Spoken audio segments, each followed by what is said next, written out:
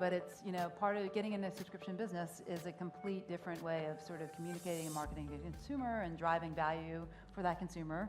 SoundCloud's been around for a long time, so we have, or 9 years, and so we have this huge, robust, kind of 135 million tracks of emerging artist content that also we're building value for, and building value for the creators that exist in those.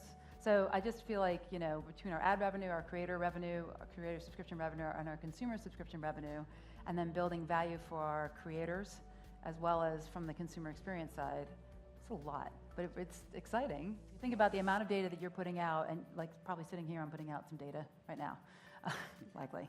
Or, just being online or traversing online. I mean, that treasure trove of data, what I'm feeling, thinking, how I feel, whatever, is just growing and growing immensely as I go along. And my daughter's going to have every action and interaction sort of profiled. And frankly, I think traditional, as in some traditional platforms, that because it's had time to evolve, they've figured out what the right cadence of expectation on the consumer about how many times I'm seeing an ad. So if you think about television, nobody puts an ad in the front of the show anymore. You go directly to the next show because they know that the break point is actually quite high going show to show. So they've changed that model to kind of encourage continuous viewing. Whereas on digital platforms, I think a lot of the mindset is like, we need to make as much money as we possibly can out of these digital. So like, forget the user experience. We have 6 ad pods in a 30-minute show.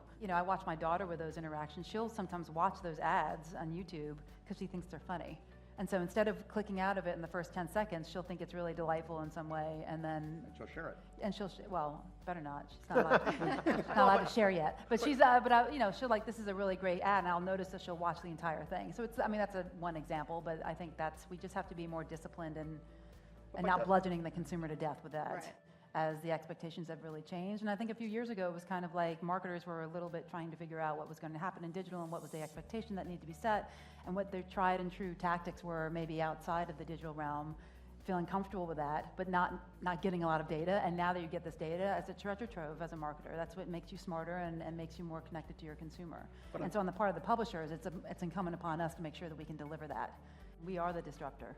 I mean, we are part of this disruptive moment that's going on in music, and in some ways that's a really great thing on monetization opportunities, because now we've gone from like being able to listen to music in physical world to like digital downloads and now digital streaming, and then all the monetization opportunities that come along with that. And SoundCloud's well positioned in a completely competitive environment, so we're hustling every day and fighting for that, but to kind of figure out how to build business models off of what is now a growing consumer behavior, and around a really great user base, around an experience in mobile that's really value add for the consumer, but value add for business too.